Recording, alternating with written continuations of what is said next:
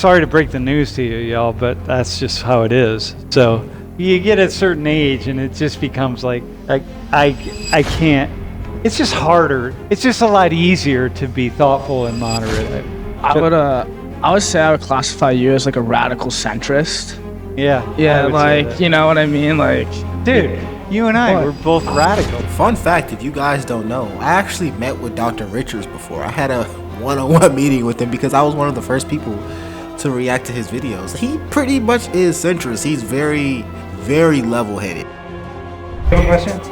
Not really a question, just a comment. I think our volunteers brought something up which it kind of goes closely with me, to the point where I know you said you changed your view on Israel-Palestine, and I don't necessarily think it's a very bad thing, changing your views. I think everybody should have a strong sense of self, but I mean, I grew up in a very different scenario to, well, frankly, a lot of people. Even a lot of Indians, because my mother is South Indian and my dad is North Indian, so I was kind of sandwiched between two people who have very quite opposing beliefs. So I feel like because I was put into such different environments, I had to kind of just absorb different perspectives. And the more I grew up, well, I'm still growing up, but the more I grow up, the more information I collect. That's when I start to form my own beliefs. But I believe that I have certain core fundamental values, but my beliefs... So if you guys don't know what's going on, this video is about Professor Sam Richards asking conservatives questions on a college campus. And I'm very excited about this. I think this will be a good video. Let's not waste any more time and get right into it. Values, man. Who wants to take... You got this one? The only person, Jesus Christ. Oh, man. Jesus was a communist, bro. He's like, dude, feed the poor, help the sick, like, house people. I mean, come on, man. Jesus. You believe that you should do it yourself, not that people should take your money and do it. Oh, I got you. All right. Well, there was no real government. Okay, the Roman. Okay. All right, okay, I got you. He was actually pretty anti-government if you look at the Roman government. All right. Okay, all right, there you go. So, wait, in other words, Christians. So, what I'm hearing from our conservative colleagues up here, your conservative colleagues, is that Jesus wants you all to be communists. All right, so there you go. All right, go ahead, man. Can I ask you, like, where that anti-immigration stance stemmed from? Whoa, that's a good question. Yeah. So you got to keep it short here too, because you could go on for 10 minutes. I can come at it from both sides. I think immigration's a tool that the elite use to devalue wages. You see that with H-1Bs. You saw this illegal immigration in agriculture. So I think that's one way. That's one reason I'm anti-immigration. Also, too. Wait, can I just give some support to that? Yeah. What's your ancestry?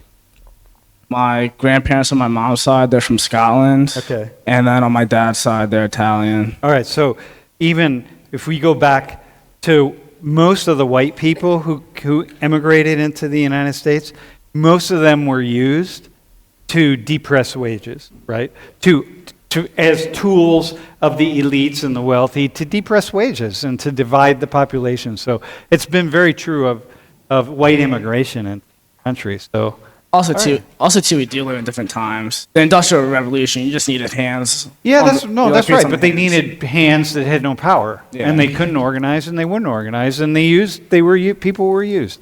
So the idea that people have that white people were really welcomed into the United States, no, immigration was used as a tool to divide and conquer. And to a degree that, more so than today, by the way. I like to consider myself more independent, but if I were to take one of those political tests, I'd probably lean more conservative. But to say what you were saying earlier about, like, professors. One thing I will say is that I really like Professor Richards because he's not scared to do anything. He's hosting a panel where students are able to ask college students who are conservative questions, and the students aren't backing down. The first student asked him, "Why are y'all anti-immigration?" And the conservative student immediately was like, "Well, I think the elites are using immigration to take advantage of us as citizens." Like, they're not playing no games. I don't even know where he found that many conservative students, but they're not playing no games. He put them on the front panel, held them up to the fire, and I think this is a great idea. Let's get into it. This video is sponsored by Aura. Y'all, before we go any further, I was Googling myself online just to see if I can find anything. And honestly, I was not ready for the things that I've seen. I saw my numbers, my old email addresses, my old home addresses. I saw everything. It's almost as if the internet knows me better than I do. So I dug a little deeper, and there's these companies called data brokers that find your information and they sell it to the highest bidder. That includes scammers, telemarketers, basically anyone who's willing to pay that price. They're literally making billions of dollars off of you and my data alone. So y'all, check this out. I pulled one of these reports and it's like 11 pages long. Has my phone carrier, my relatives, and even places I used to live. I'm flipping through it like, this can't be real. And honestly, it makes you feel extremely violated, which is why I decided to partner with Aura. Aura protects your privacy by identifying these broker sites that are out here selling your info. And the best part, they take care of the hard part automatically. Finding your info, removing it, and keeping it off the internet. And obviously, there are other services out there, but none stack up to what Aura can give you. For Aura, you get real-time fraud alerts, dark web scans, 24/7 monitoring, VPN, antivirus, and a password manager, all into one platform. And if anything ever goes down, Aura's got US support and $5 million in identity theft insurance. Yes, $5 million. So yeah, this isn't just about deleting info, it's more so about protecting your entire digital life. With Aura, I don't gotta stress about any information online or who's selling my information on the dark web. Aura's gonna handle all that for me. Oh, and if you have a family, Aura has parental controls too, so yes, even your kids and your granny is safe. Here's the move. Hit up aura.com/LFRJojo or the link down in the description for a 14-day free trial. If you like Aura after the 14 days, keep it. If you don't, just click the link. You have the trial. Look, I'm not leaving myself vulnerable on the internet, and y'all shouldn't either. Again, that's aura.com/LFRJojo.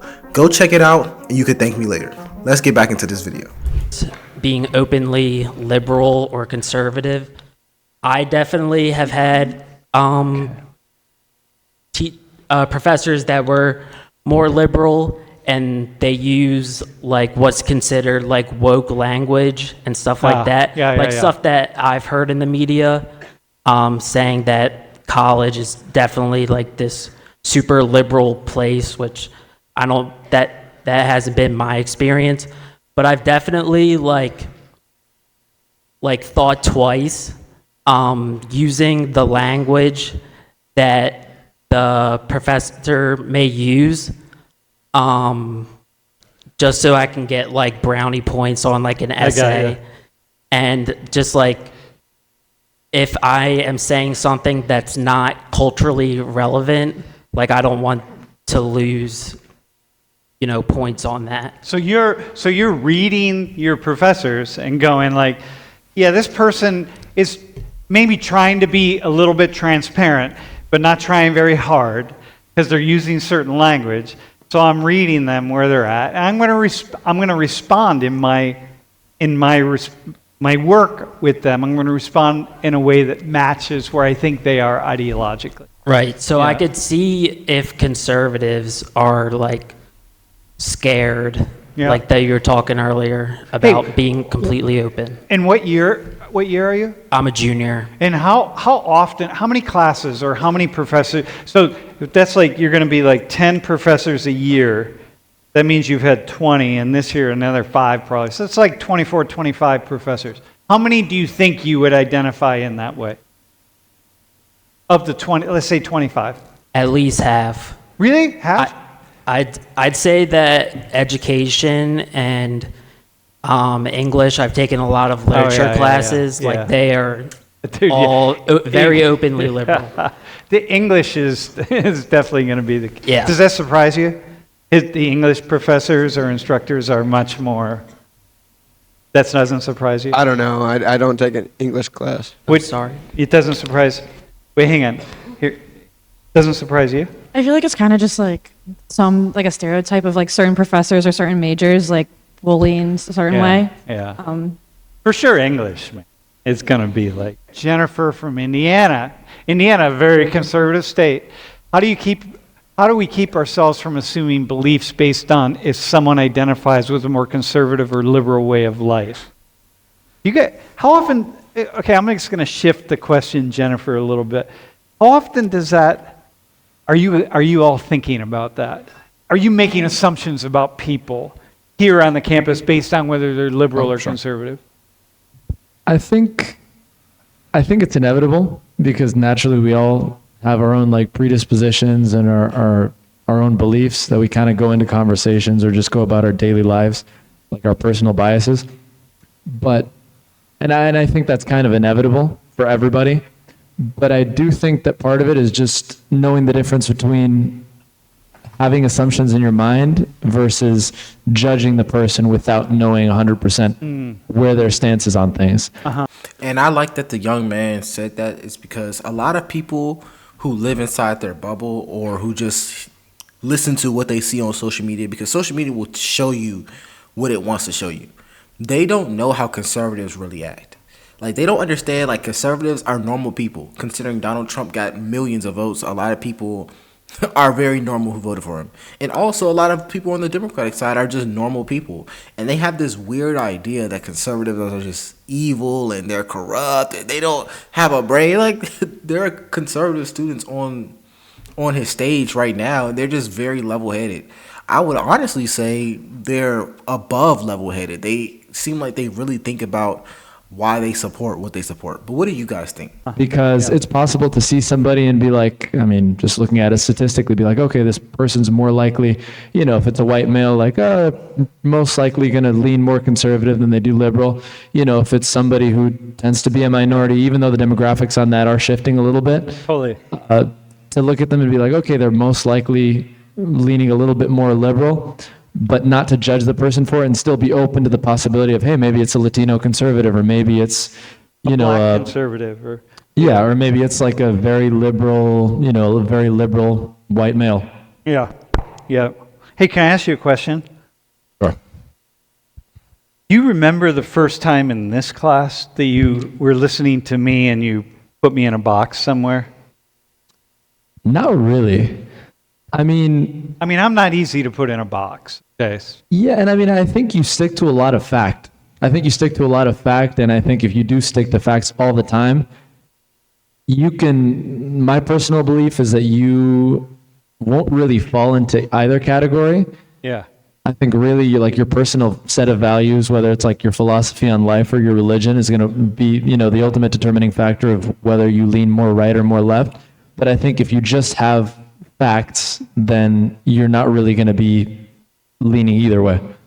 Yeah, I got you. But you can interpret the facts. Right. Dennis, how about you? Was there in this class, you must have been sizing me up in some way early on. Yeah, I believe you're more moderate when it comes to certain topics than being either more conservative or liberal, just to the discussions that we had. Because having an open mind about both sides is very beneficial, and that's what I tend to do. Yeah. But I tend to see you as more of a moderate. Yeah. That's because I'm old, dude. When you get old, it's hard to not be you know what I mean? I mean, really, you just I'm going to die pretty soon, and relative to all of you, right? Well, some of you are going to die soon. You may not even make it to the end of the semester, but I'm sorry to break the news to you, y'all, but that's just how it is. So you get a certain age, and it just becomes like I can't. It's just harder. It's just a lot easier to be thoughtful and moderate. I would say I would classify you as like a radical centrist. Yeah. Like, you know what I mean? Like, dude, you and I were both radical. Fun fact, if you guys don't know, I actually met with Dr. Richards before. I had a one-on-one meeting with him because I was one of the first people to react to his videos. He pretty much is centrist. He's very, very level-headed. And I'm not even trying to be funny. This guy, He's very level-headed. He's obviously serious. He's still a professor. Like, he still gave me that professor vibe. Like, I was in class.